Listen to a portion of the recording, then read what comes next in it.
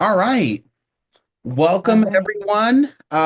We are thrilled to have the Hearts for Sight community here to discuss issues related to identity theft. For those who are hearing my voice, my name is Joseph Burton. I'm one of the founders and directors of Hearts for Sight Foundation. For those who are unfamiliar with our program, we are an organization, a nonprofit that's breaking down barriers so that the blind and visually impaired could have access to mental, physical, and emotional wellness. I am here with Raquel Desipita, our co-founder. Raquel, please say hi. Good evening, everybody. This is Raquel Desi. I'm the co-founder and assistant director of programs for Hearts for Sight. Welcome, everybody. Excellent, excellent. And we're excited to welcome Michael DiTurno to this space here today. And Mike's going to be discussing a very important topic on identity theft. So, Mike, without further ado, I'm going to pass the reins over to you, and we look forward to your presentation. But before we do that, I just want to let folks know about we will have an opportunity for some questioning and answering towards the end of our discussion today. So please do save your questions for the end. You are welcome to put your questions into the chat as well, and I will be curating all of those questions for the end. So, um, Mike, we're going to pass the floor over to you. I will spotlight you as well so that we can all get a good visual on you. All There. right. All right. Very good. And I'm going to turn on my screen share right now as well, and we'll bring up the beginnings of this. But thank you very much, Joseph, and thank you, Raquel. I appreciate the opportunity tonight. And good evening, everyone. My name is Mike DiTurno. I am the Director of Operations at the Identity Theft Resource Center, and we'll get into more detail about who the Identity Theft Resource Center is in just a moment. But just to introduce myself a little bit before we get anything else rolling tonight. Um, I've been with the Identity Theft Resource Center for coming up on 3 years now, but before that, the bulk of my professional career was from the financial industry. And more specifically, I was an investigator. I investigated cyber crimes and online crimes against customers, both consumer and corporate customers, for one of the top five banks in the United States, and did that for many, many years. Then I eventually got into management of groups that did investigations on crimes against the customers, mostly cyber crime. Um, Ultimately, I had full responsibility for about 150 investigators. So I use all of that to say I have a lot of background in how this stuff works, what the bad actors are doing, why they're doing it, the impacts to the victims, things like that. And identity theft, as we will get into here, can manifest itself in so many different ways.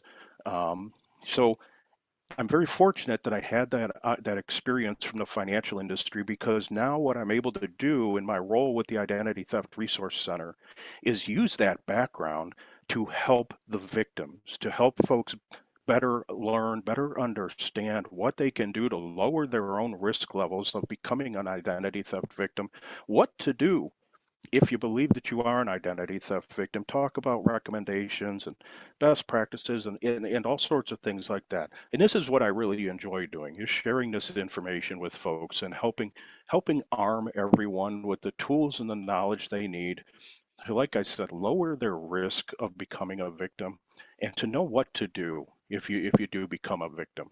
So again, that's just a little bit about myself here this evening. The Identity Theft Resource Center, it's headquartered in San Diego, California, but the ITRC, we've been in business for 25 years now. And the ITRC was actually founded by an identity theft victim 25 years ago. And when you think about identity theft 25 years ago, it was a lot different than it is today. It was mostly paper. I mean, we've come a long way in terms of how we do everything online and everything electronically now. But the impetus of the ITRC was, as someone who was frustrated with the lack of resources and the lack of information, just the lack of general help for people who have become a victim of identity theft, even going back almost 3 decades. Today, the ITRC, we're a nationwide organization. We help victims of identity crimes recover your identities absolutely free of charge. The only organization in the United States that does not charge a single cent for these services. We also help educate consumers and small businesses on how to protect their information, and we do a lot of research. To better inform public policymakers and business leaders on the latest trends that are impacting identity related items. And as I said, we're headquartered in San Diego, but our employee base, we're spread throughout the United States. We're a 100% virtual company. When COVID hit, the ITRC closed its office in San Diego. Everybody went remote. And that's just the way it is. So that's where we're at. Just a little bit of background about the ITRC. But let's jump into our agenda for tonight. We've got a packed agenda. And again, it's because I want to walk everyone through sort of the life cycle of identity crime. We'll take you from, what the heck is it, all the way through what to do if you're a victim and how to protect yourself and everything in between. I want you to have as much information as we can get into this hour here tonight. But we're going to talk about what identity crimes are, who are these cyber criminals that are committing these crimes, why they want your information in the first place, what they steal, how they steal it, how they obtain our personal information. Once they have it, what do they do with it? Remember, we're talking about criminals here. So at the end of the line is always money, So how do they monetize it?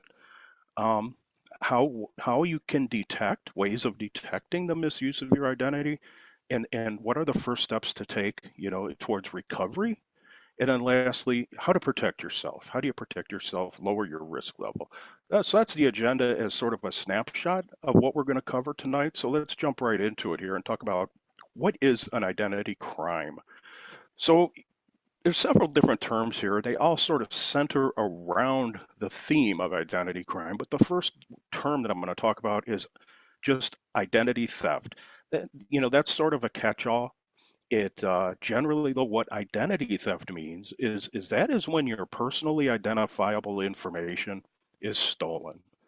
This can either be by stealing it directly. It can be from tricking someone into giving up or giving away their personal information, such as a scam. We're going to talk a lot about scams in a minute. Or by stealing your personal information and things like data breaches. There was quite a well, you turn on the news, you listen to the news, there's always, some large organization was reporting a ransomware attack, a data breach, that you're receiving data breach notifications in the mail. Data breaches are a huge issue, and that's the number one way that our data does get compromised. But that's the theft. Then there's the fraud. Identity fraud occurs when your stolen information is actually misused by a criminal. It's one thing to steal it. It's another thing to actually misuse it. And again, that's where the monetization comes in. It can include taking over your accounts, like a checking or a savings account. It can involve opening up a new account in a victim's name, such as a credit card or government benefit.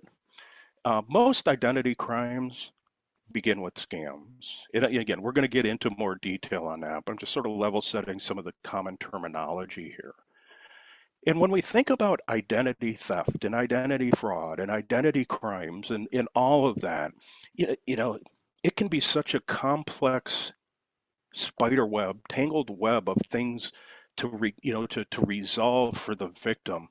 But in its most simple format, there's really only 4 steps to the entire life cycle of an identity crime. The first step is the fact that you, me, all of us, everyone on this call, everyone around us, we all have personal information associated with ourselves, and it has value. The second step, sometimes incidents occur that result in that information becoming compromised. Like I said, it could be through a scam, it could be through a data breach, something we had absolutely no control over, but the second step is that data needs to become compromised to fall into the hands of the criminals. Once that information is in the hands of the criminals, the third step is that they will misuse that information for their own benefit. That's the monetization. And then lastly, and this is one of the big challenges with identity theft and identity crime. Think about it along the analogy of trying to put the genie back in the bottle. Once our personal information is out there, and it is all out there, I mean, it's out there many times over for all of us generally, you can't put it back in. You can't reel it back in. Our information is out there in the dark web. It's on, in the criminal forums. Once someone is a victim of an identity crime, chances are very good they will be a victim again. And the bad actors, once they are successful, they will continue to misuse that information to try again and again and again. So it's very unfortunate, the way that this cycle works with identity crimes. But let's talk a little bit about who these criminals are that are, that are behind these. So, the picture that I have up on the screen here, it's a picture of someone hiding in a dark hoodie with the hood pulled over their head. You can't see their face. They're hunched over their laptop. This is the pop culture imagery of a hacker, who's hiding in his parents' basement. you know, that's sort of the pop culture image they want you to think. That's who these hackers are. But I'm here to tell you from a couple of decades of experience that is not who is behind the crimes, the identity crimes that we're going to talk about here today. In this page, what I have is a picture of 12 individuals, 12 mugshots. These 12 individuals are all wanted by the FBI. These are the actual identity criminals. Their representation, obviously, there's more out there than just these 12, but these 12 are wanted by the FBI. The most important thing to remember about who's behind these crimes is that the real identity criminals, they're part of well-organized crime. It's organized crime. They're very well-organized criminal groups, and they operate just like the best businesses out there today. They have sales teams, they have marketing teams, they have HR, they have operations. Their product is crime. Very well organized. Most identity criminals operate outside the United States. Most often in European countries, for example, Russia, South Asia, China, North Korea, places like that. For the identity criminals that are actually within the United States, they're more so what I refer to as like low-level criminals. These folks are more, they do more in-person transactions, more in-person types of scams. They're the ones who are stealing mail out of the US mailboxes, things like that. But again, the real criminals behind identity crimes today are these very well organized groups of criminals, generally overseas. Another great example here, and what I'm showing is a picture, in the picture of a number of people, and it looks like just a regular office environment. There's several people sitting in their chairs here. It looks like there's cubicles everywhere. It looks like a typical business. These folks were arrested in India as part of a customer support scam. Okay. In this particular scam, individuals who went online and searched Google for Amazon customer support, they were looking for a phone number so they could call Amazon customer support.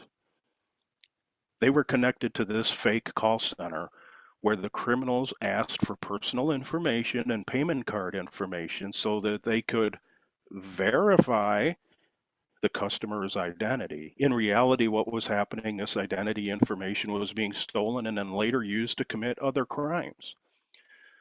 Also, worth noting here, in Asia, for example, it's very common for human trafficking victims who believe that they're attending a job interview to be kidnapped and taken to large camps where they are forced to work in romance scams, to where their job is to impersonate someone all day, every day, as part of relationship scams to build these fake relationships. And we'll talk a little more about relationship scams in just a minute. And US law enforcement actually estimates that there are nearly 300,000 people being held in these scam compounds today, doing just as I described. Again, the reason that I cite these examples and provide these examples is I want to make it really clear that, the folks behind these identity crimes that we'll be talking more about here in just a minute, these are very, very well organized machines, very well organized businesses where the business is crime. Okay, so why do they want your information in the first place? Why do they want your info? Why do they want my info? It all comes down to money generally. Identity criminals usually want one thing, and it's money. And they'll take that money with the side of any additional information that they can get. The more personal information that they have, the easier it's going to be to impersonate you. And the more money that they can make selling your information to other criminals, it's sort of like creating a profile on every one of us. The more data points in that profile that help define us, like, our name, address, social security number, date of birth, that's some basic information. But if they have, hey, here's like their online banking username and password. Here's a valid credit card along with the CVV and the expiration date that they have in possession that's still open. The more things that you can add into that profile, the more it can be sold and resold on the dark web. And that's another way that the criminals make the money. So, the other thing, the cyber criminals here we're talking, they steal data to sell, obviously, like I just described, as part of this well-organized criminal ecosystem. But some cybercrime groups are also working with nation-state operations, and they want information for the purpose of espionage and intelligence gathering. It's almost like an action movie here, but this is absolutely true. Here's a good point around this. Some of the largest data breaches that have occurred to date, for example, Equifax, the Marriott hotel system, more recently the U.S. Office of Personnel Management, those were all designed to steal information to be given to rival governments, not to sell. And here's something really scary about that. Those three breaches that I mentioned, Equifax, Marriott, and U.S. Office of Personnel Management, no information, not one piece of information from any of those breaches has ever been found in the criminal dark web or anywhere, any of the other forums where criminals typically buy and sell stolen information. It's completely given to other nation states and countries for intelligence purposes.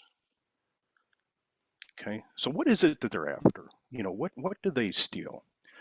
So when you think about the environment, the society that we live in today, everything we do is fueled by information. I mean, everything is electronic. There's an online account or an app for just about every single thing we do. And that information is very valuable to criminals. Um, there's four basic categories of information.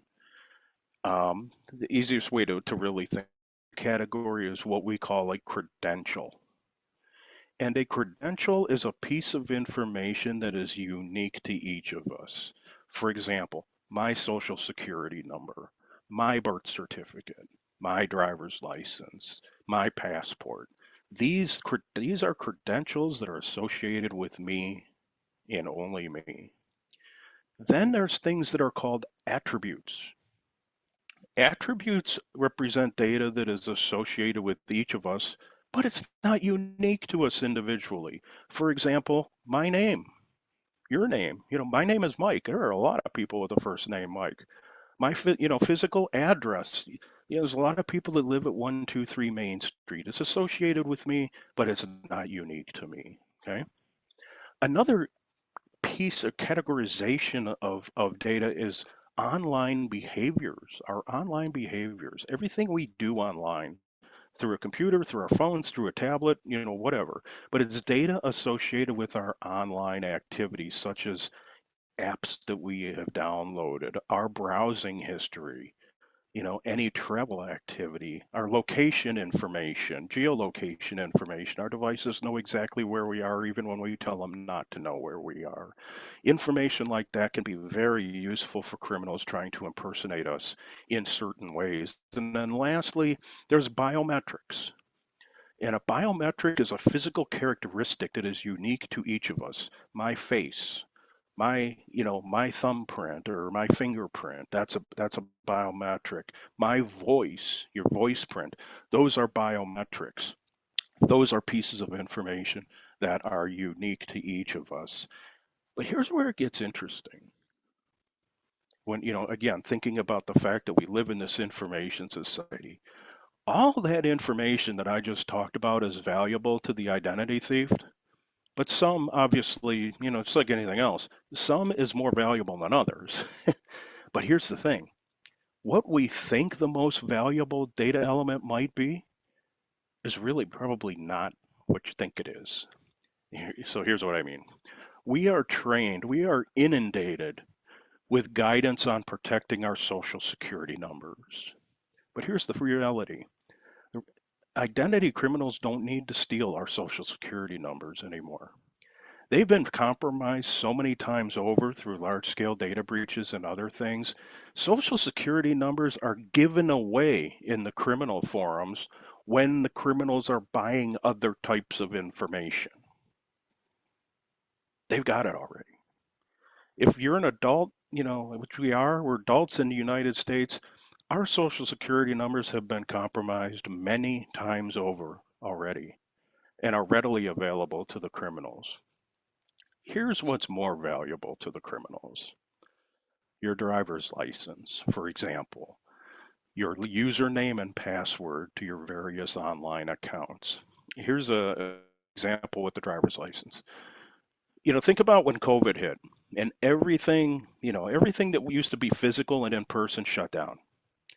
So a lot of organizations had to very quickly stand up these solutions to offer their products and services to people. The way that they verified who these people were was through a driver's license in most cases. The value of a driver's license shot through the roof in the criminal forums because of that. For example, before 2019, a driver's license was worth about $15 in the dark web. Today, again, because it is still used now, it is such a important piece of information in that online verification process when we sign up for new products, new services, opening new accounts, etc. In some states like California, now they're over $200. A driver's license will bring over $200 in the criminal forms.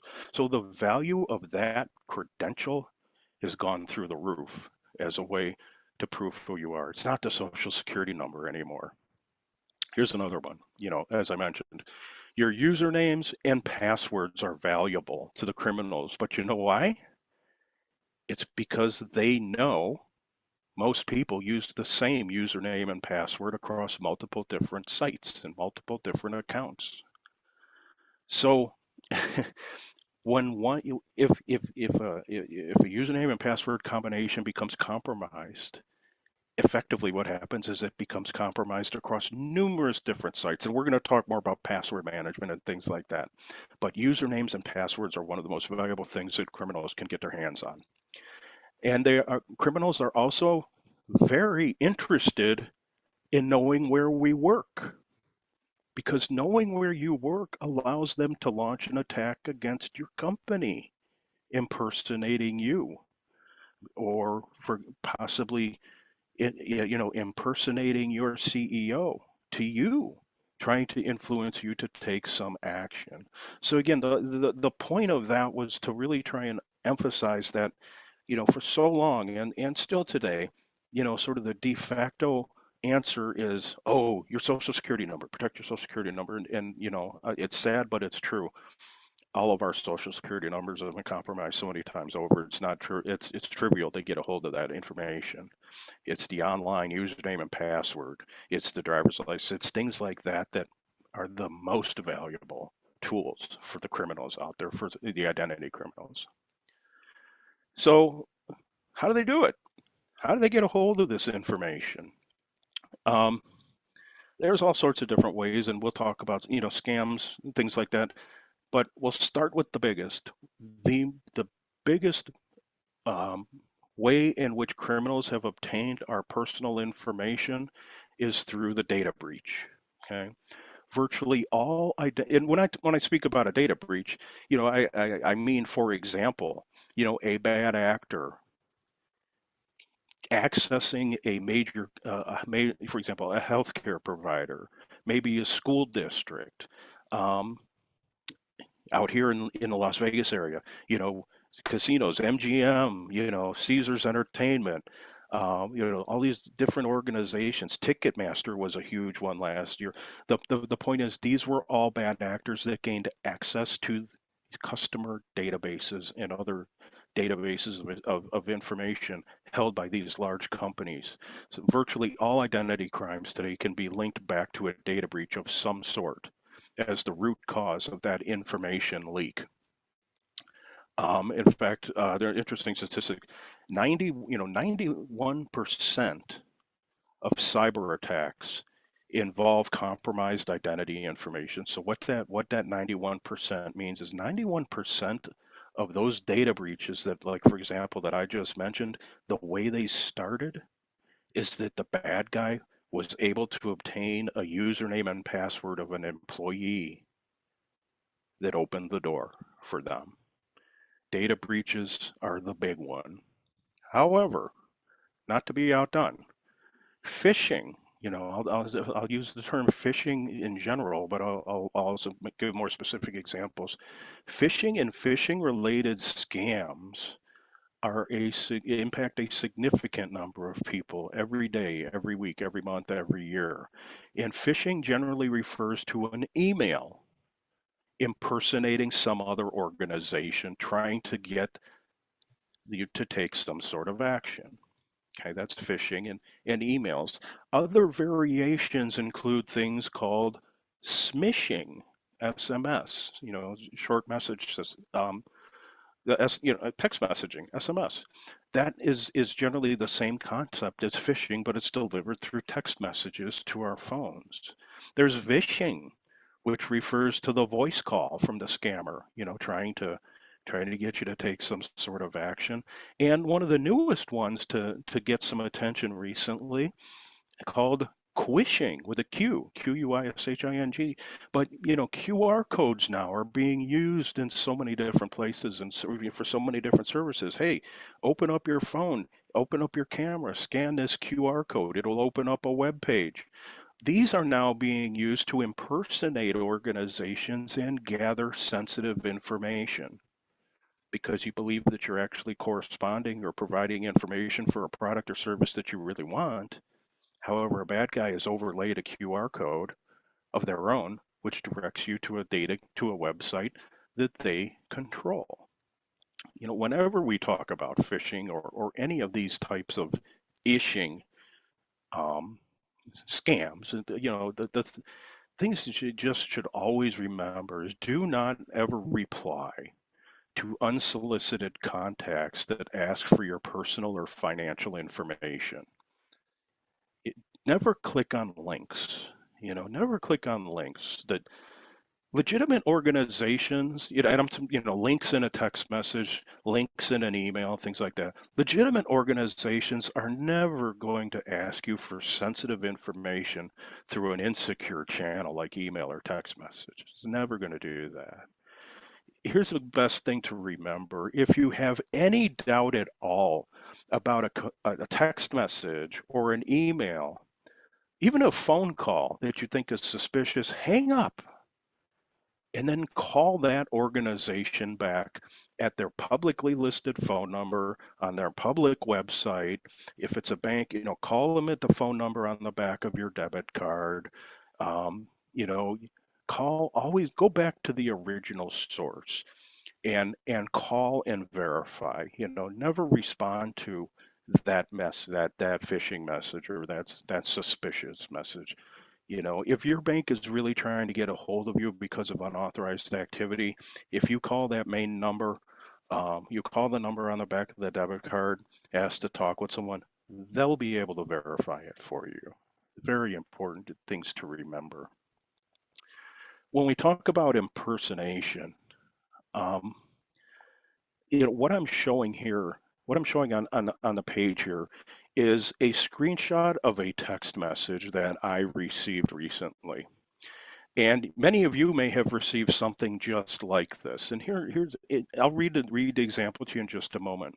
But in this example, the bad actors are attempting to impersonate the U.S. Postal Service. Okay, here's what it said. U.S. Post.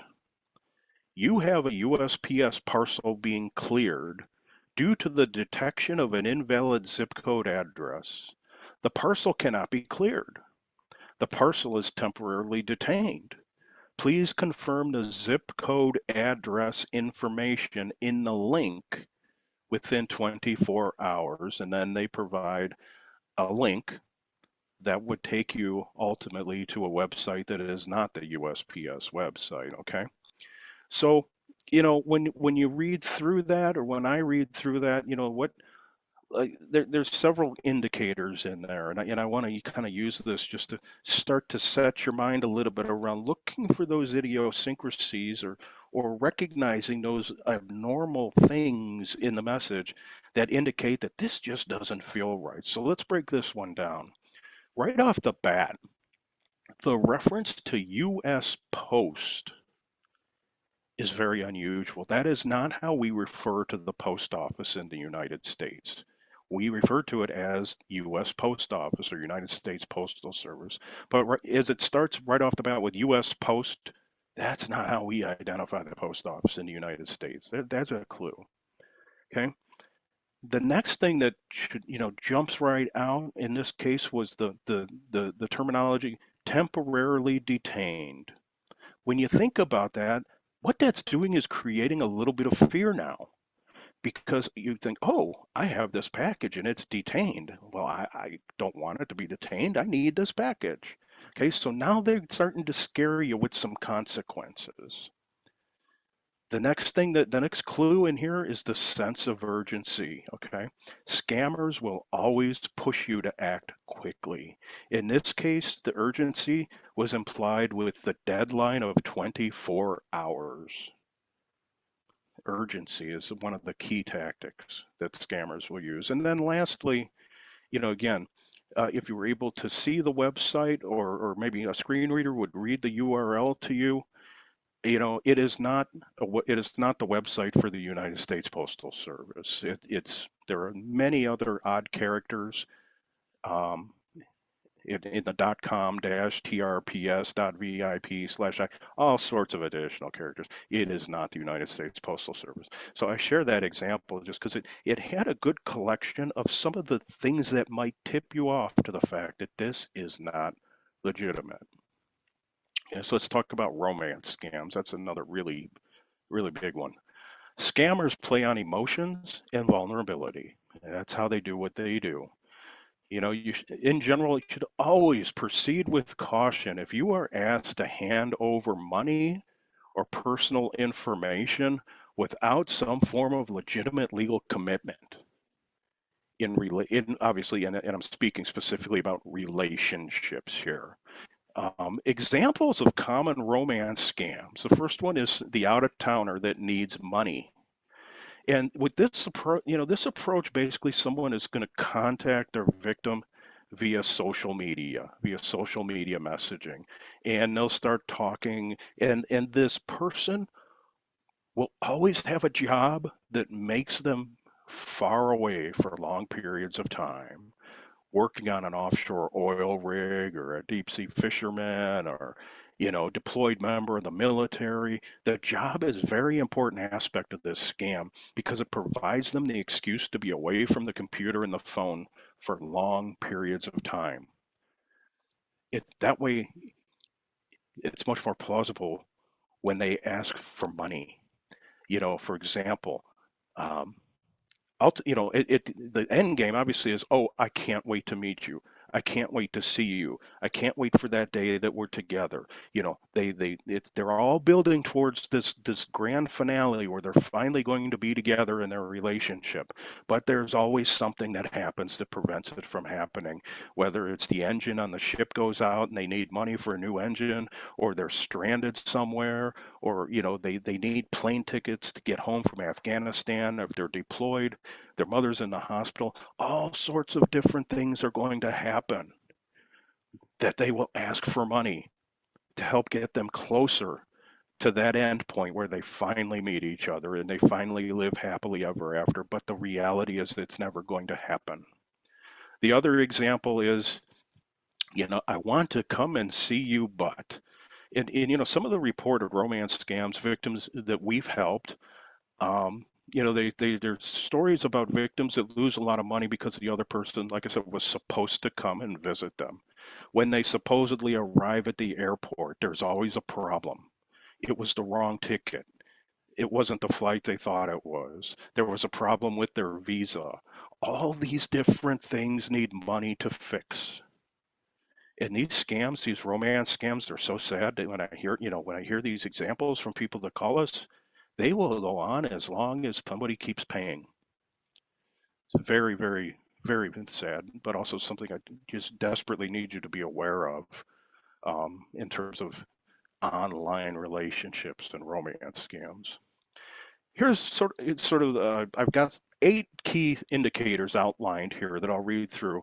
These are the keys or the clues, if you will, that something is likely a scam. The first one is it is unexpected. The message you get, whether it's a call, it's an email, it's a text, social media message, whatever, you receive it unexpectedly. It sort of drops right out of the blue. There's fear. Scammers will always incite fear in the victim with some sort of consequence in order to get that victim to act quickly based on emotion. There'll always be fear. They'll always try and scare you. There's always going to be a benefit of some sort. There's the benefit that's dependent upon the victim taking that action. An example can include maybe unexpected money. Maybe it's a service. Maybe it's even something like avoiding jail time or paying a fine. So there's always some sort of benefit here that would make it appear as if it's in your best interest to just do this thing. Spelling and grammar, even though they're getting better because the bad guys are also using artificial intelligence now, along with everybody else, to help craft their messaging and make it sound more natural. Because remember what I mentioned before about where these criminal organizations are based? They're not based in the United States. So English is usually a second language, and it used to show very prominently in some of their communications with spelling errors and bad grammar, etc. Those are still things to look for, but not as common anymore because artificial intelligence is also helping the bad guys write more convincing phishing emails. There's going to be pressure. Scammers want their victim to act fast because it minimizes the chances that the victim may realize they're being scammed and then not take action. Scammers will not answer questions. They don't like it when you ask for more information. They don't like it when you ask for more details. They'll avoid answering these questions, and if you press them, they'll just usually turn around and increase the pressure and increase the consequences to try and get you to just do it. And lastly, there's always an element of secrecy. Scammers will demand secrecy from their victim to minimize the chances of a third party intervening and disrupting the scam. If hey, you tell your brother or your sister or your mom or your friend, hey, I've got, just had this great opportunity, and they say, whoa, wait a minute, that's not an opportunity, that's a big scam. Well, they don't want that to happen. They want you to keep this a secret. All right. So let's talk about scams. What I'm showing on the page here is a graph. And this graph is a column graph, and it's displaying the top 3 ways in which personal information was compromised in 2024 based on victims contacting the ITRC. Scams led the way by a large margin in terms of the most common way that personal information is compromised. It was 51% of the total is attributable to some sort of scam. In second place, a distant second place, was a lost or stolen item. Think of, maybe paper documentation with sensitive information, a purse containing a driver's license, or a wallet containing a driver's license, things like that, 16%. And then the third one, there were others. This is just the top three. But the third one was unauthorized access to a device. And what I mean by that is unauthorized access to a phone or a tablet or a computer. Top three ways that information was lost. Okay, but let's narrow our focus a little bit. I'm showing the same graph now, but this is specific to those victims contacting the ITRC in 2024 who are blind or low vision. Scams remain the leading cause of compromised personal information, but just a little bit lower rate. 38% of the total reported the scam as the compromise. Unauthorized access to a device, again, phone, tablet, computer, was the second most common form of compromise, the ITRC. That was 23%. All right. And then the third one was stolen documents. Documents, devices, thumb drives, storage media, anything that could contain sensitive information. That was 15% of the total. So again, just to kind of give you, a sizing of how these things, compare to each other. But scams lead the way no matter what, as the way that information is compromised. So once they compromise it, what do they do with it? Again, how do they monetize it? How do they make their money off of this? So we'll talk about that, and I'll get into this here. I will refer to this as misuse. So misuse can occur several different ways. The most common ones include, first off, account takeover. So with account takeover, existing account takeover occurs when an identity thief misuses an account that belongs to someone else, the victim. And account takeover usually happens through compromised user credentials, compromised username and password that allows the bad guys to get into your online account. So that's account takeover. Another very popular misuse is what we call new account fraud. And new account fraud, it involves an identity thief using the personal information of someone else to open up a new financial account or a new government benefit account or any other type of product or service in someone else's name. We saw a lot of this at the bank during COVID with bad actors opening up checking accounts using stolen information, stolen information from victims, stolen personal information, because they needed those accounts with a specific name on them in order to land the fraudulent unemployment insurance benefits that they applied for using that same victim's identity because the names needed to match. Saw so much of that new account fraud. Criminal misuse. We'll talk. This is a good one. Not if it happens to you, but it's just interesting every time it happens. But criminal misuse occurs when an identity thief presents documentation, such as a driver's license, to law enforcement to evade criminal charges on their actual own identity. When this occurs, the identity theft victim is the one who becomes associated with the crime because, they were carrying identification that identifies them as someone else. In the event that they got caught, those criminal charges will go against the victim. That's how it works. I got an example I'm going to share with you exactly how that worked for someone. Employment misuse. Employment misuse occurs when someone applies for a job using the victim's identity. Not everyone can qualify for a job. So the easiest way to circumvent that is use someone else's identity. Here's the thing.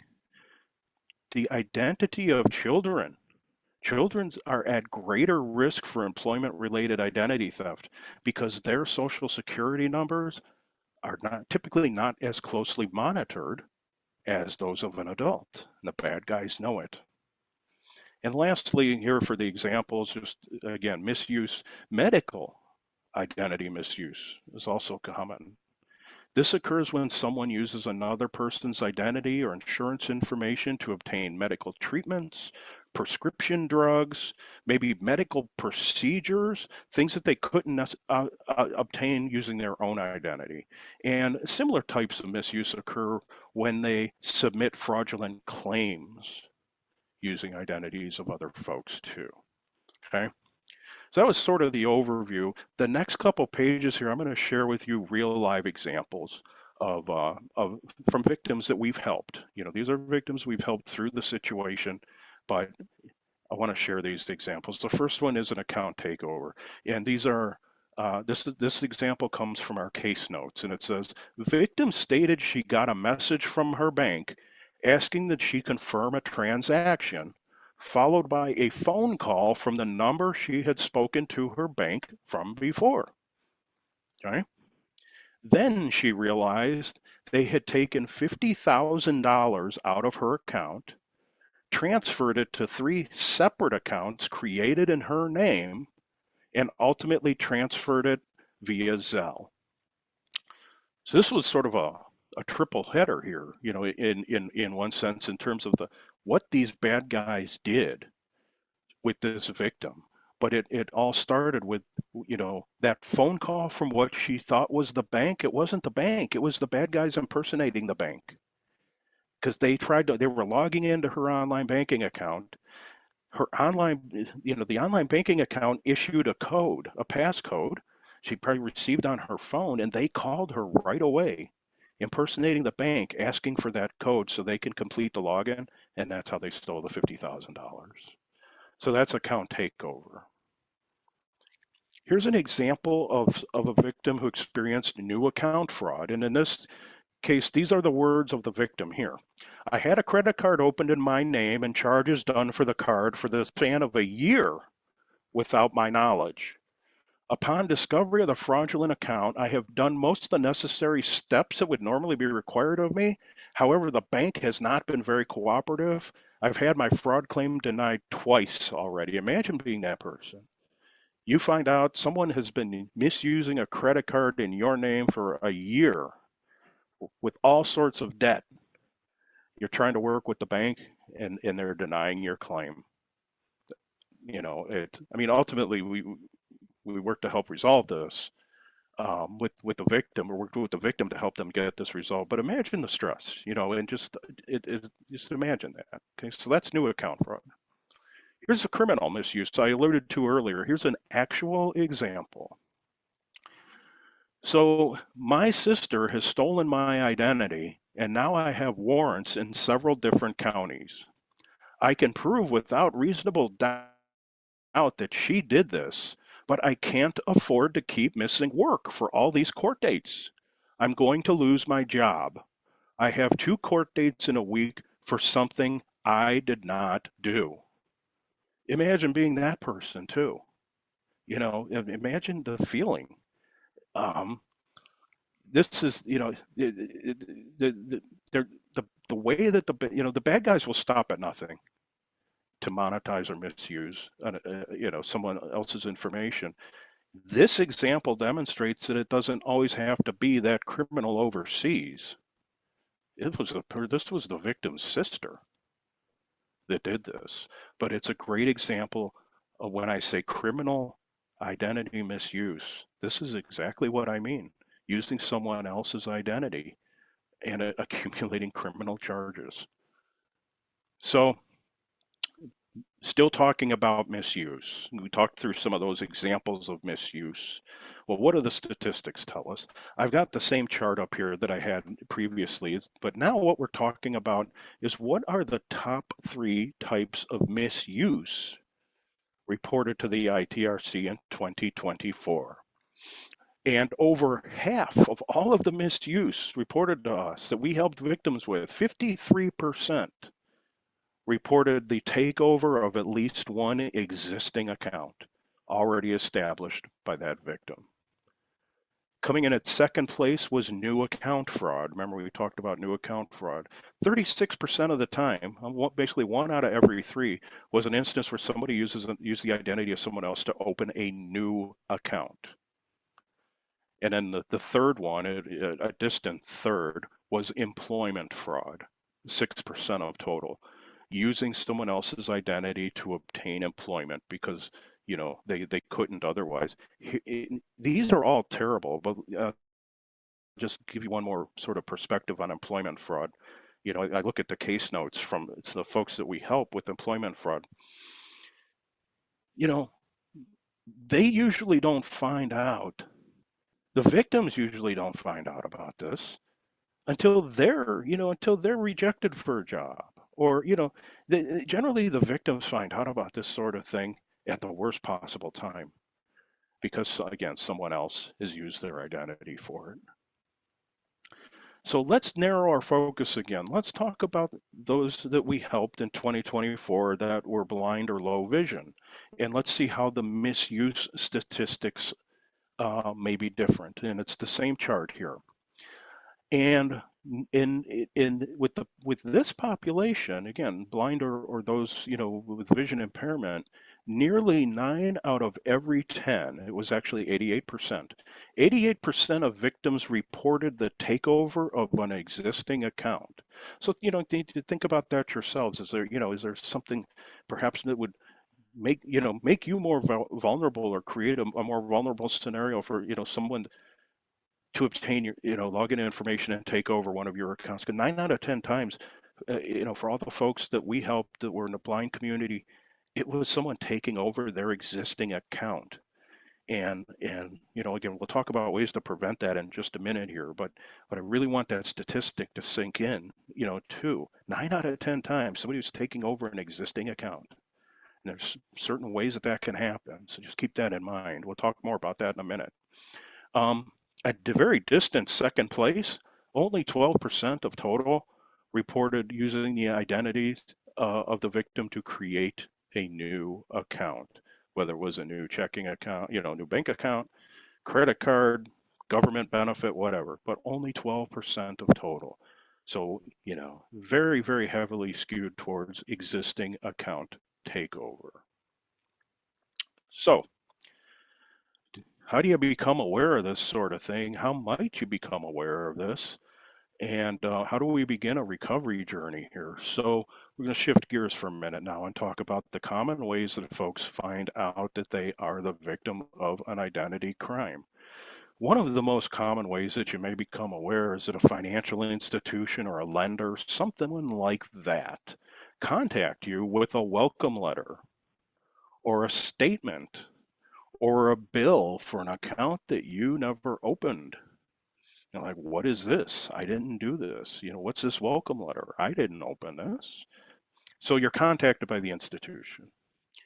Another very common way is you are suddenly unable to access your online account, though you did not recently change your login credentials. Often what will happen is when the bad guys take over an existing account, first thing that they're going to do is change the password on the account to prevent you from being able to get back into it. And that buys them additional time in the account before they have to worry about you getting back into it. So all of a sudden you can't log in and you didn't change anything. You might be denied for a job or a government benefit or a product or service, something like that. You might receive a call or a letter from a collection agency for an account that you have no awareness of, that you did not open. And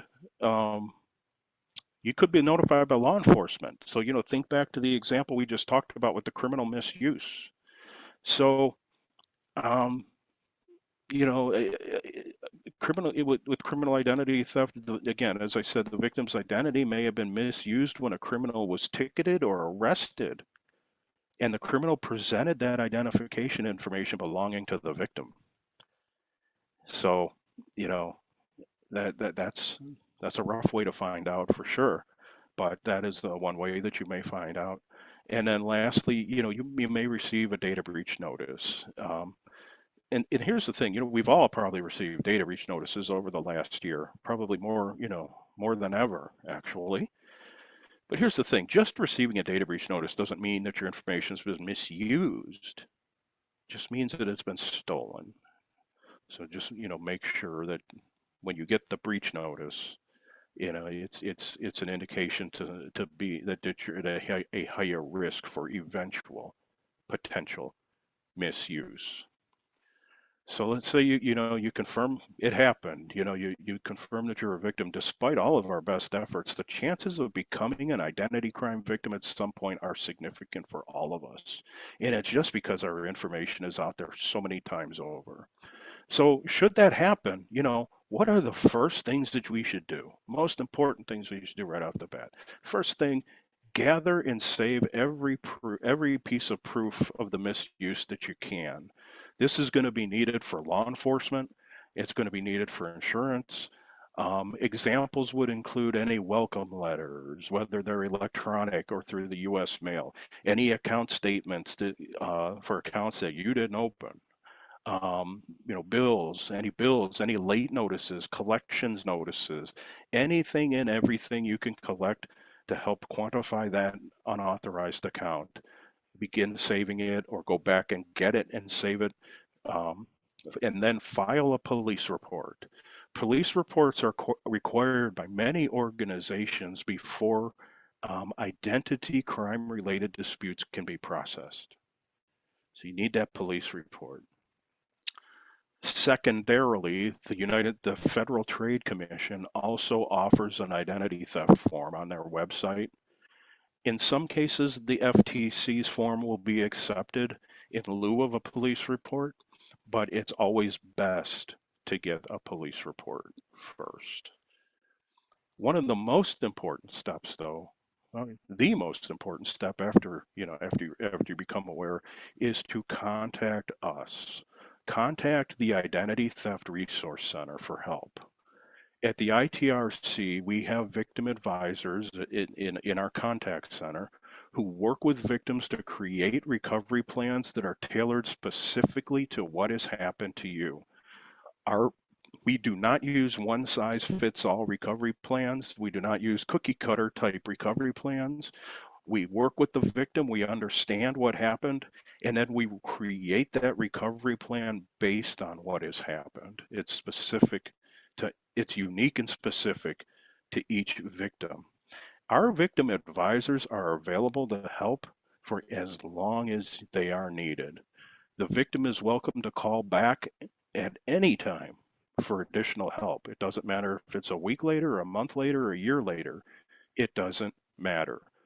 Our victim advisors are there to help as any time you need help. Give us a call back. And I want to reiterate, I mentioned it in the beginning, we are the only organization that does this at no cost to the victim. And if needed, in some unique cases, our advisors will also advocate on behalf of a victim that might be having roadblocks or problems working with some folks in their recovery process. So I'll share our contact information. You'll have our contact information after we're done here. The information will be sent out, but please contact us. So with that being said, let's talk about how you protect yourself, how you lower your risk levels. First thing is passwords. Passwords are evil. Passwords are a necessary evil. Like I said, criminals count on us to use the same username and password for all of our online accounts. And how many people actually do that? We don't have to raise our hands virtually and admit to it, but a lot of us do. It's just the way it is because we have so many different accounts out there. It's so hard to remember these things. So we just use the same one over and over again. However, you should never reuse a password on multiple different sites. Always use a unique password on every site. And again, the reason this is so important is because if your password is compromised on one site, it's then compromised everywhere else that you used it.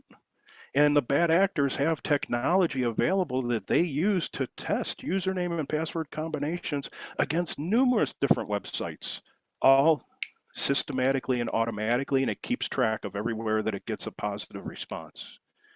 So if it knows it, if a bad guy was successful getting into one of your accounts, well, they feed that back into their system that they use to test username and password combinations, and they'll quickly find out everywhere else that you use that credential. So um, passwords must, please, always unique, never reuse passwords. Long passwords also. 12 or more characters should be considered the minimum for a good password. And the reason that I say that, there's a study done using the computing power that's available today. A 12 character password that is a mix of upper and lowercase characters would require approximately 4 million years to crack. So a properly constructed password is going to live much longer than we ever will in terms of how long it would take to crack that password with using computer power. And let me contrast that to a 4 character password, okay? It only takes 3 seconds for computing power available today to crack a 4 character password. So 12 characters should be considered the minimum when you're creating your passwords. And then anything more is just anything greater than 12 characters is even better. But the best solution is not to use a password at all. Use a passkey. Some of you may have heard of passkey. Maybe some of you have never heard of what is a passkey. But a passkey is a relatively new authentication method that completely eliminates the need for a password. Okay? The way it works is this. Passkeys use the same technology that you use to open your devices, such as your smartphone, your tablet, your laptop, your desktop. Many of us open up our device with a thumbprint or our facial biometric or something like that. Regardless of what that is, passkeys use that same credential to communicate with the organization where your account is held, and it verifies you before allowing access.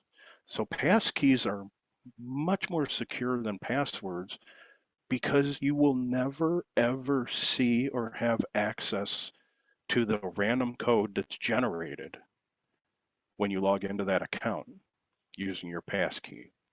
It all happens below the surface of your device. You never see it. It is machine to machine language, and it's 100% encrypted from end to end. And it is a one-time only token that's generated. The next time you go, it's a completely different token value. There's nothing to compromise. You can't give your passkey to anyone. There's no value. There's no number. There's no 12-character string associated with a passkey that you could accidentally give to a scammer, for example. You never see it. It's completely out of reach. Therefore, there's nothing to compromise. So passkeys, the other thing that makes passkeys very beneficial is there's no risk of a data breach of your passkey information. Because again, each time you use the passkey to authenticate into your bank account or your eBay account or your PayPal account, a one-time token is generated and it's encrypted. There's nothing to steal. So there's no breach, can't be breached. So if you're not aware or you haven't taken advantage of a passkey option in your authentication, like I said, for a bank account or PayPal or eBay or other retailers, Amazon, whatever, they're out there now, and you absolutely recommend that you should use those passkeys. Create a passkey for your account whenever you have the capability. It eliminates the need for a password. Therefore, there's never a password to compromise. But with all that being said and all the good things about passkeys, traditional multi-factor authentication is not going away anytime soon. And what do I mean by multi-factor authentication? What that's the text message that contains your 6-digit code that you might get during login that you have to also enter. Things like that. That's the multi-factor authentication. Um, you should, as a minimum, you should have multi-factor authentication set up on all of your online accounts. And again, whether it's issuing a text message, sending a text message to your device with that 6-digit code that you need to finish logging in, or maybe using a third-party app like Google Authenticate. Um, Microsoft provides an authenticator app. A lot of sites will allow you to download and use a third-party authenticator app that will sync with the account and generate that 6-digit code, refresh every 30 seconds to use during your login process. Whatever method you use, the point is please always use multi-factor authentication. Never rely on just a username or password to protect an account. Okay? And if nothing else, the single best thing that we can all do today to protect ourselves, protect our identity from being used to establish a new account is to freeze our credit. Okay. So think about it this way. If you received a data breach notice from an organization, like T-Mobile was another big one. I think they were breached multiple times over the last few years. Usually they'll send out, a notice, and in that notice, they'll usually offer credit monitoring for free. Get a free year of credit monitoring. Well, here's the thing to remember. Credit monitoring is helpful for giving you a look at the information in your credit report to make sure that it's accurate and keep an eye on it. But monitoring will never stop anything from actually happening. It's just awareness. So what is important here is that you freeze your credit if you want to ensure that no one can use your credit to open credit-based accounts in your name, like a bank account, like a wireless carrier account, like a utility provider's account. Okay. The big three credit bureaus, Experian, TransUnion, Equifax, they've all got mobile apps you can download, and you can freeze and unfreeze your credit as many times as you want, as often as you want. It doesn't cost anything, and it doesn't impact your credit score. But by freezing your credit when you don't actually need your credit available will prevent anyone from being able to do an inquiry into your credit as part of an account opening process. Best thing any of us can do to lower our risk. And it's this what I'm about to say next here is also a sad but true reality. You may have seen recently in the news, the story about Power School and that organization that so many school districts across the United States use for management of their student data and other things, and how they were compromised. The identities of 60 million kids were compromised. Because of the volume of children's social security numbers being compromised, we also strongly encourage that parents or guardians consider freezing their children's credit too. Because unlike an adult's social security number, a child's social security number is very valuable to a bad guy because it is basically a clean sheet of paper. And it can be used for employment fraud. It can be used to open utility accounts.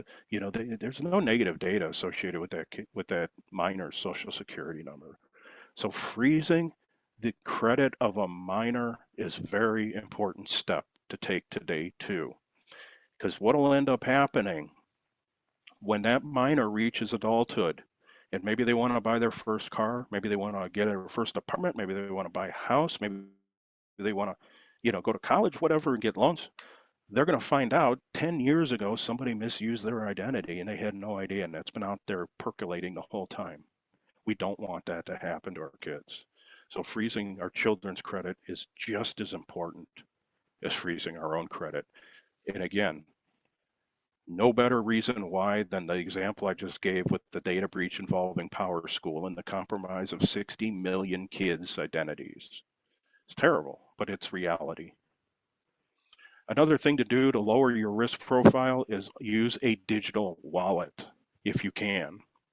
For example, things like Apple Pay, Google Pay, Samsung Pay, all these different capabilities that allow us to tap our phone on a reader to complete a transaction instead of having to use a physical card. Because unlike when you use the physical payment card, the information needed to use this to do the tap and pay, it's all encrypted. It's encrypted on your device. It's encrypted in transit, using the NFC with the reader. It never leaves your phone. There's nothing anyone can steal or misuse. It's much safer than handing someone your debit card or sticking your debit card into a machine that could have a skimmer on it, something like that.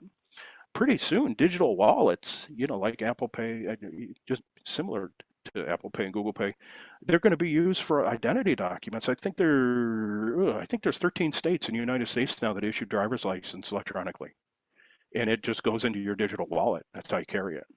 And the Social Security Administration is also going to soon be issuing Social Security cards electronically, and they will go into the digital wallet on your smartphone if you so choose.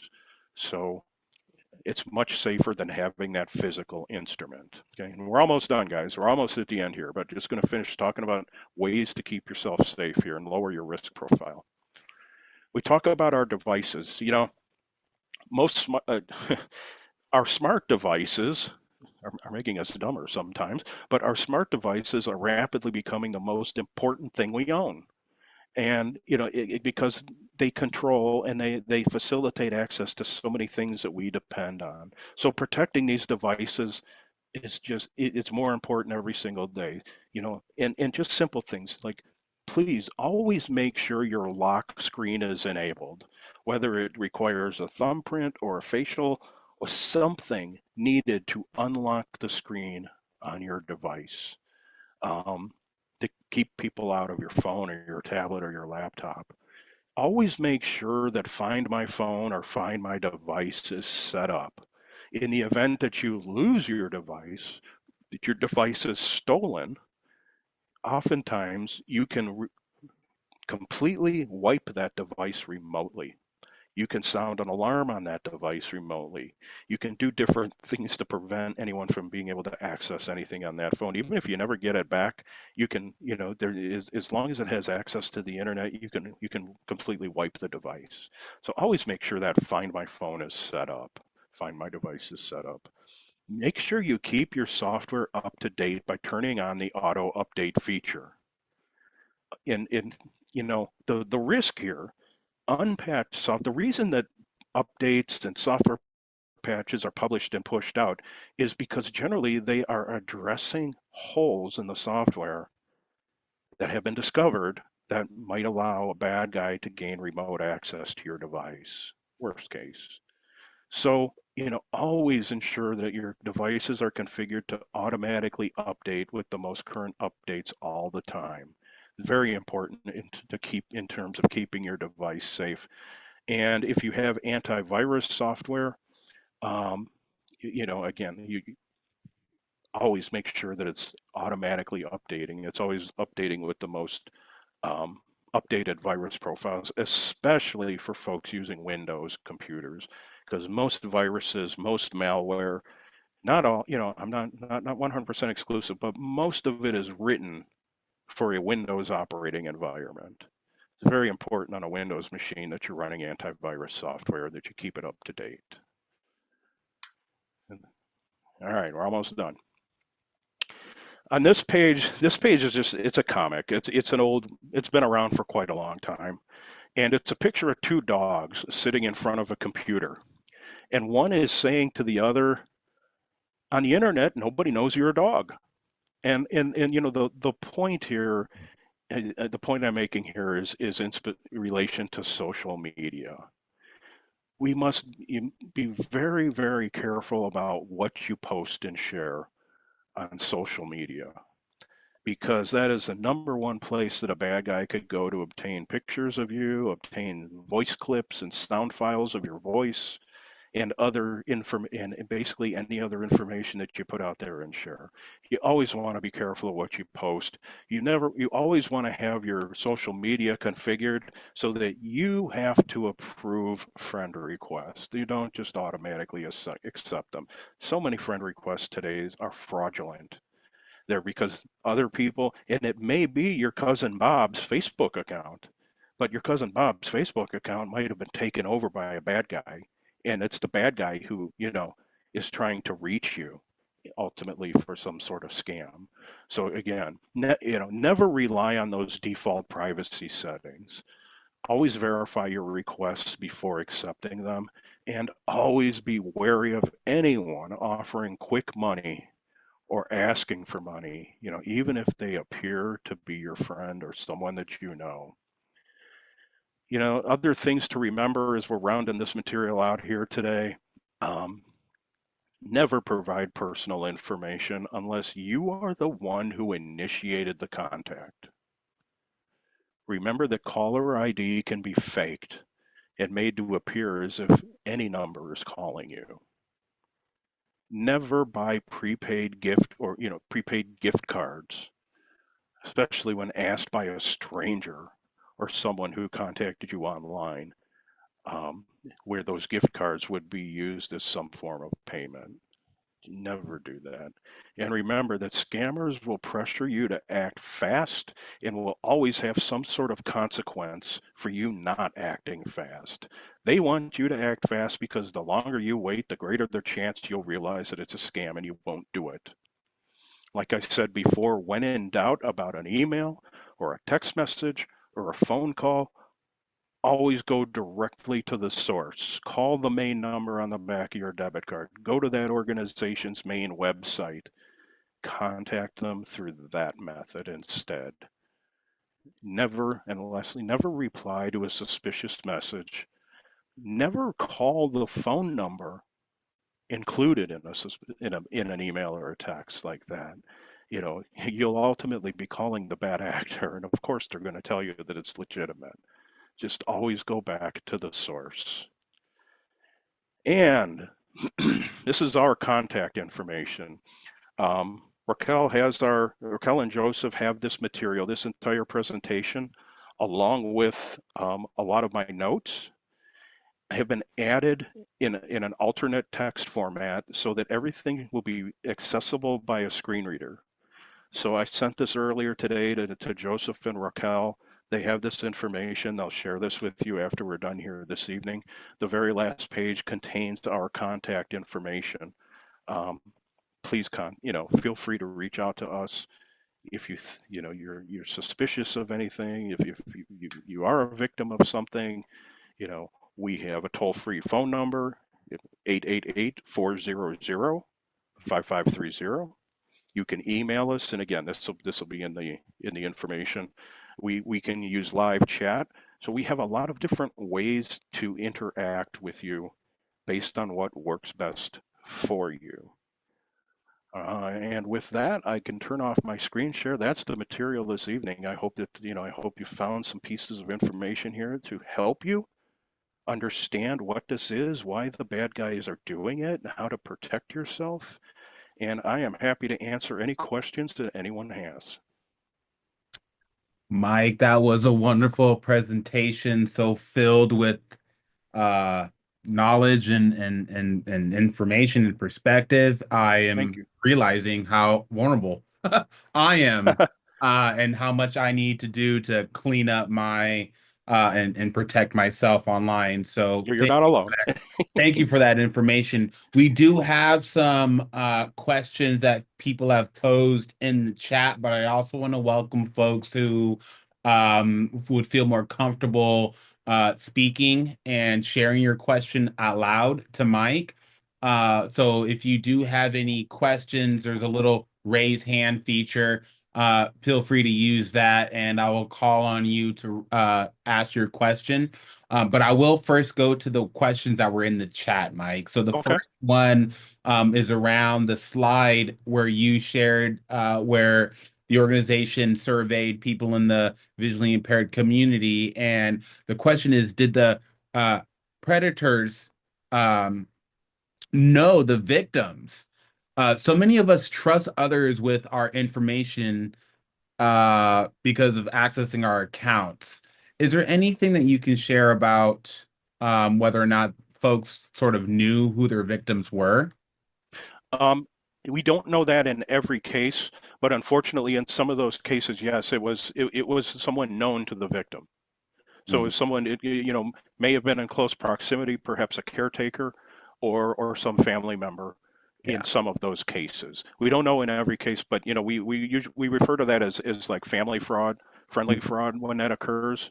Um, but it is definitely someone that was known by the victim. Mm-hmm. Mm-hmm. Great, great. Another question that was asked is very enlightening presentation. I'm interested to know how you can provide recovery services free to consumers within a capitalist society. You provide such a great service. How is it free? Well, it is free because we have a number of different funding sources.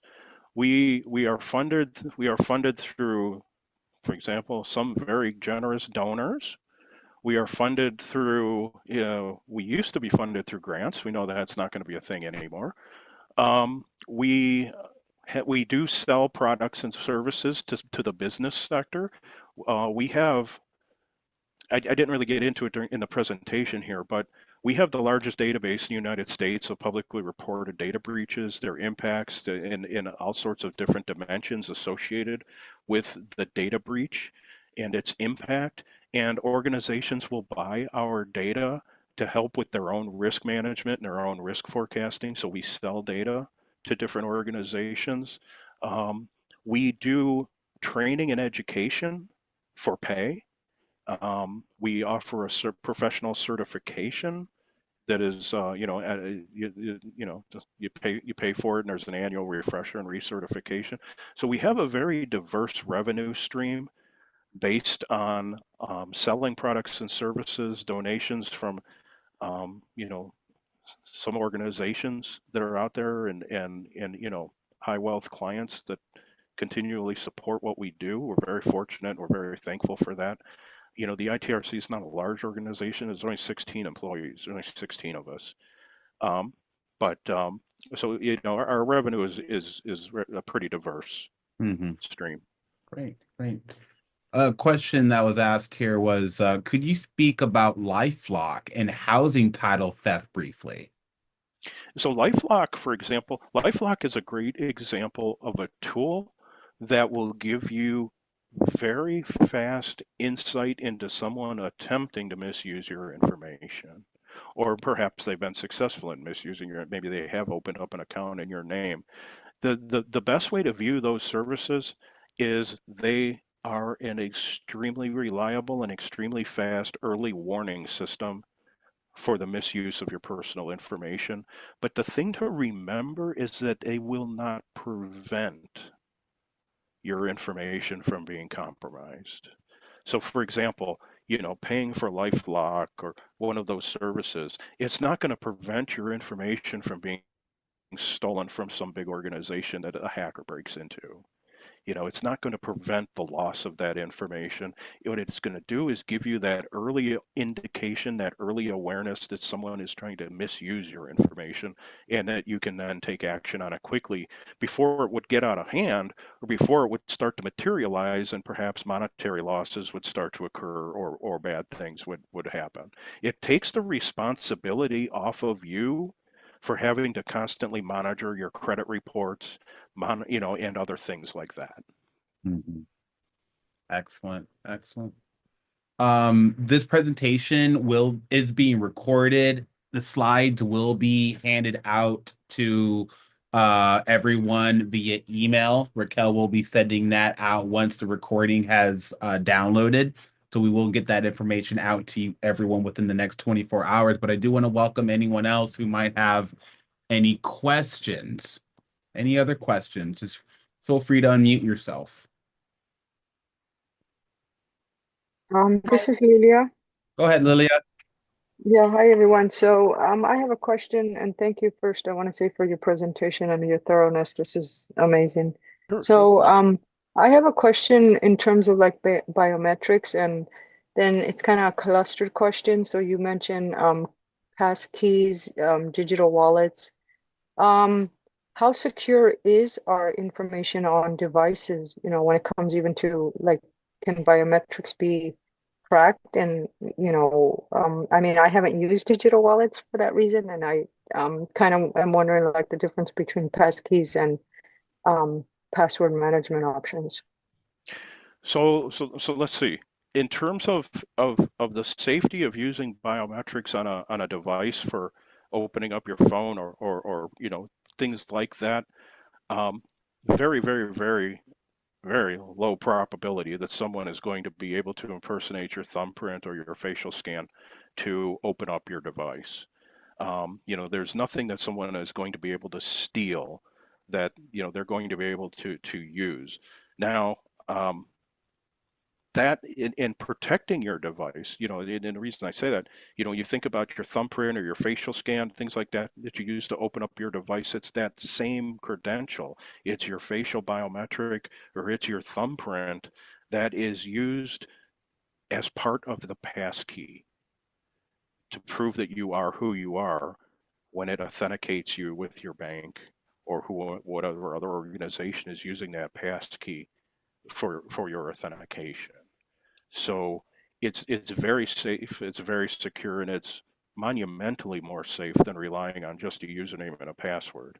And about the digital wallets, the same conceptually, the same thing that's happening with how passkeys work is how digital wallets work too. All of the information on your device is encrypted, so it's not accessible in any way, shape, or form. And the device on the other end uses encryption. It's encrypted in transit between the two devices.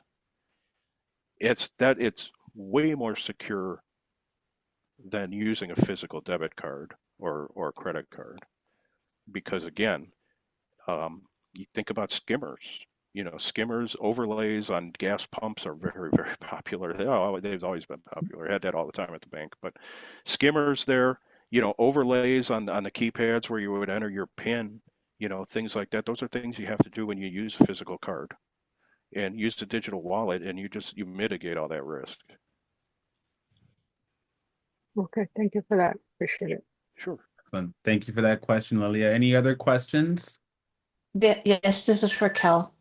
Um, so my question is, so I've been receiving emails saying like, okay, uh, that my let's say my Norton or whatever, my Geek Squad or whatever I paid for, um, they've been sending me messages. So what I've been doing is just simply deleting them.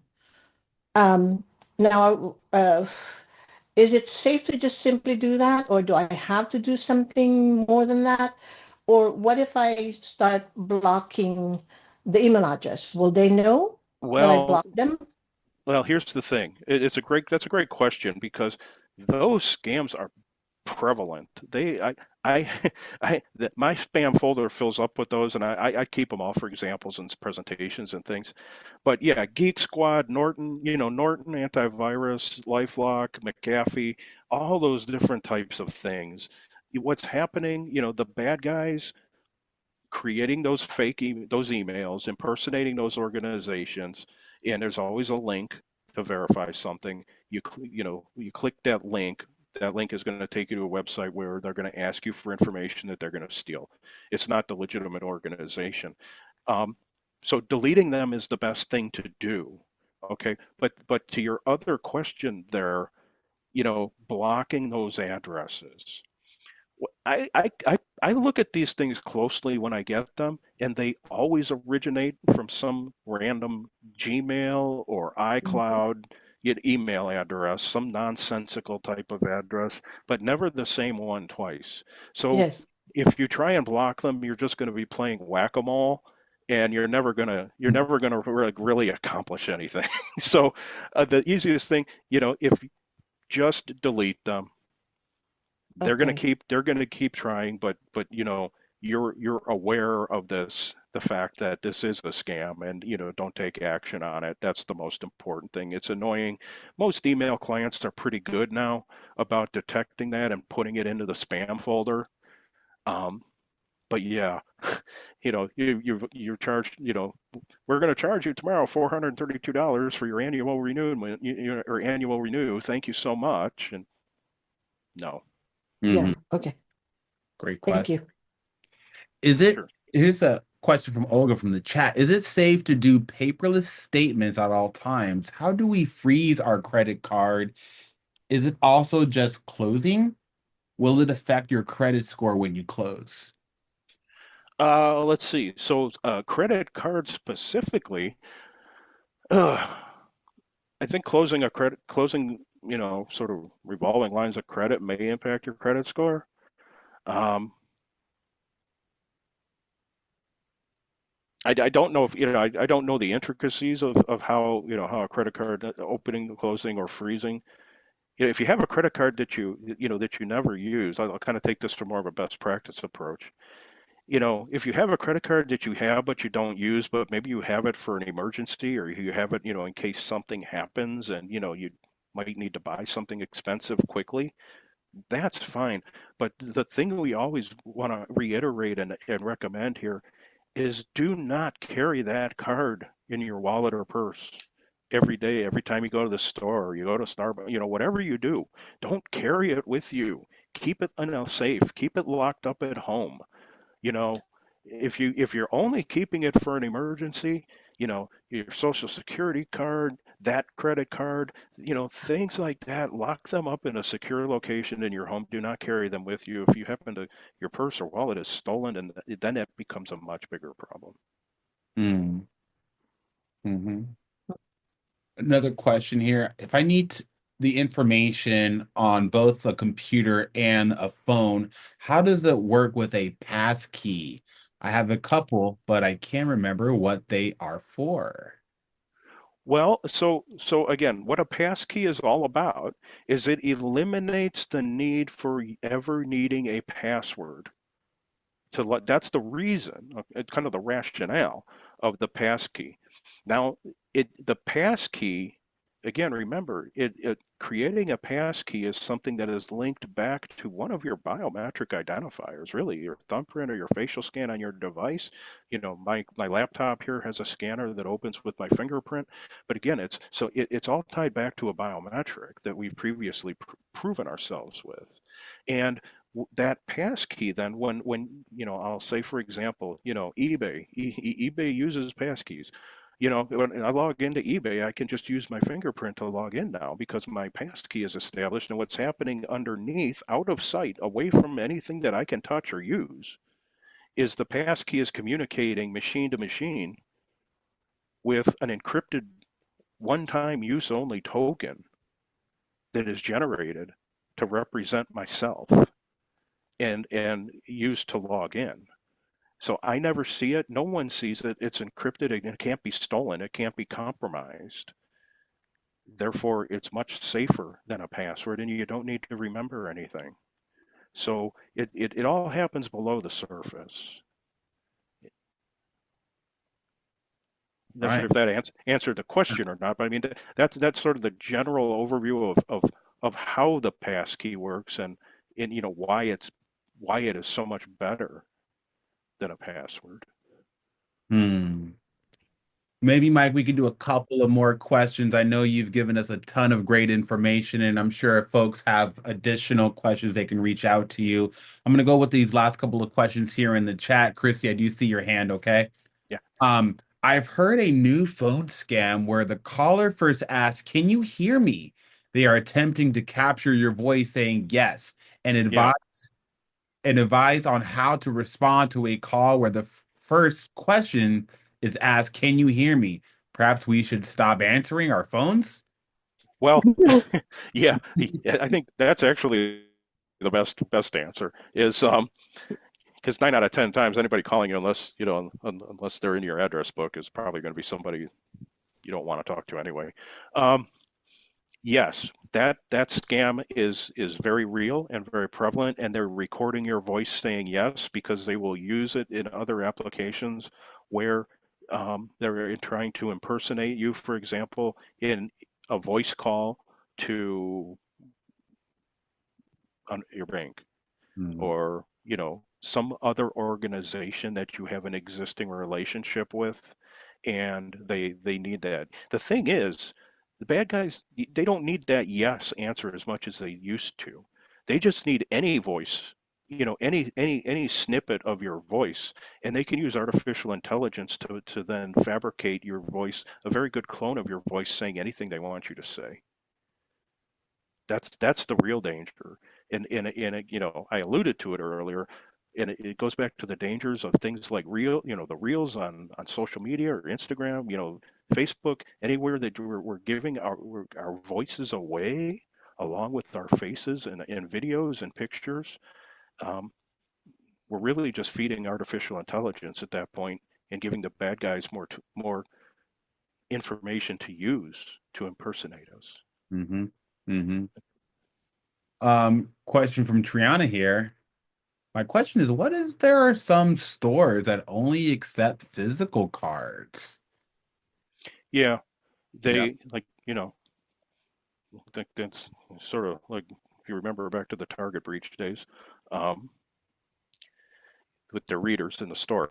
I mean, in those cases, there's not, I guess there's no way around it. Mm-hmm. But you should always advocate when you can. If an organization doesn't accept Apple Pay or Google Pay or anything like that nowadays, um, it really should be. Mm-hmm. And it's always worth advocating, or just expressing your opinion on that, um, if you can, to management or whomever. Mm-hmm. It is really in their best interest too, because obviously it will help minimize fraud on their end as well. Right. Right. Go ahead, Chrissy. You have a question you want to verbalize? Yeah, so what I was asking about the passkey, I have the passkeys in my iPhone. On my computer, if I need to get into that account, or to onto that app or whatever, I can't. Um, I don't know. First of all, I don't remember which ones I made the passkeys for, and second of all, I don't use face or fingerprint. It's just too hard being blind, and I'm Mhm. not good at it, so I don't do that. So I did create passkeys for a couple of things, but I don't know. Mm. Well, it you just described something that I kind of laugh at myself about too, and because I have passkeys for certain relationships established with my phone, and then I have passkeys for certain relationships established with my laptop, and I don't necessarily know that they are always in sync with each other either.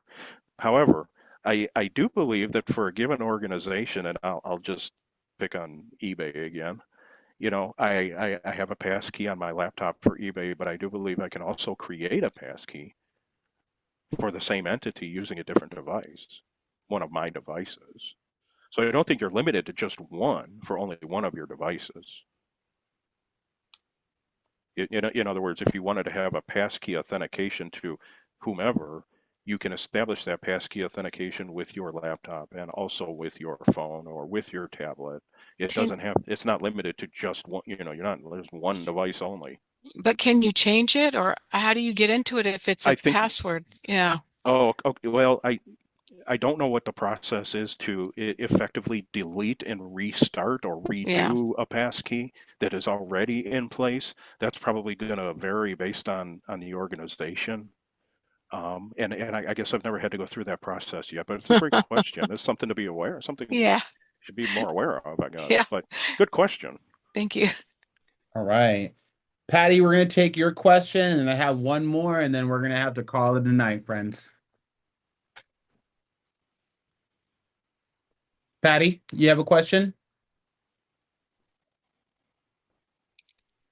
You're on mute, Patty.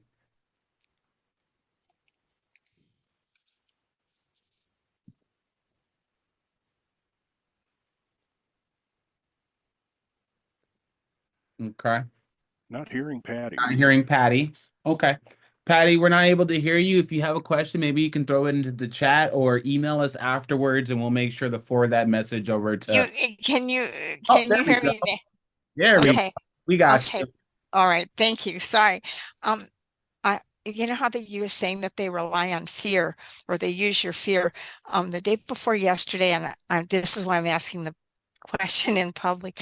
I received something that it was an email from, and it said SSA update. And so I thought, well, this must be the Social Security information. And Mhm. it said DocuSign. And it wanted you to sign a document, and it said to reply to the email if you didn't receive the document. Do you think this is a scam? Would they just say SSA instead of Social Security Administration? Yeah, it's likely a scam. Was there context around what this document was all about? I mean, No, and were you weren't expecting anything from the no, SSA no. or But just because we don't know yeah, what's going to happen with well, that we're living in uncertain times. yeah, So, valid point. But my gut tells me that that's a scam for the number one indicator you just cited. So that was a good catch. If it's the Social Security Administration, they're going to refer to themselves as the Social Security yeah, that's Administration. what They're I not just figured. going to say SSA. SSA. Yeah. And then the other one was that they say I've gotten about 80 calls saying that the state of California is asking you to